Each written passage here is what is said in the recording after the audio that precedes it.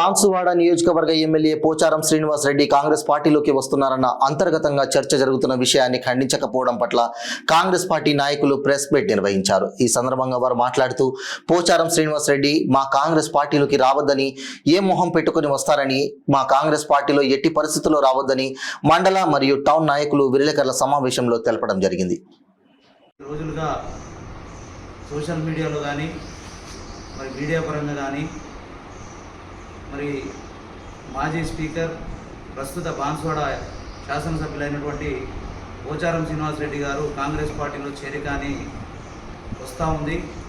మరి దానిపైన ఎలాంటి స్పందించకుండా మరి కాలయాపన చేస్తున్నటువంటి పెద్దలు పోచారం శ్రీనివాస్ రెడ్డి గారు మీకు చాలా అనుభవజ్ఞులు.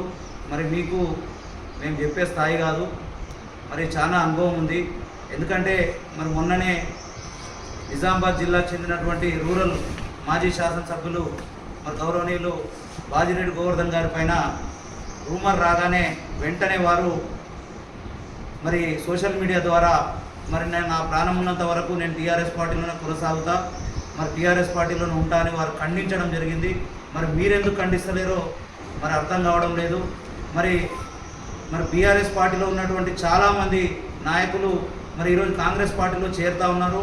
మరి ఇలా బాన్సువాడ పట్టణమే కాకుండా యావత్ బాన్సువాడ నియోజకవర్గంలో ఉన్నటువంటి చాలామంది సీనియర్ బీఆర్ఎస్ నాయకులు మరి కాంగ్రెస్ పార్టీలో చేరుతూ ఉన్నారు.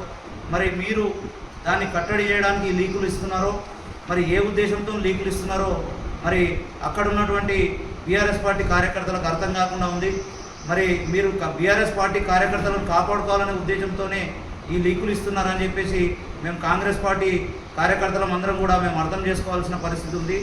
మీరు వెంటనే స్పందించి మరి మీరు పార్టీ మారుతున్నారా మారతలేరా అని చెప్పవలసిన అవసరం ఉందని చెప్పేసి, ఎందుకంటే మీరు బీఆర్ఎస్ పార్టీ నుంచి బీఫామ్ తెచ్చుకొని మరి బీఆర్ఎస్ పార్టీ ఎమ్మెల్యే అభ్యర్థిగా మరి బాన్సువాడ ప్రజలు మిమ్మల్ని గెలిపించడం జరిగింది. మరి ప్రజల కోసమన్నా మీరు సమాధానం చెప్పాల్సిన అవసరం ఉందని చెప్పేసి ఈ సందర్భంగా తెలియజేస్తూ జై కాంగ్రెస్. జై కాంగ్రెస్.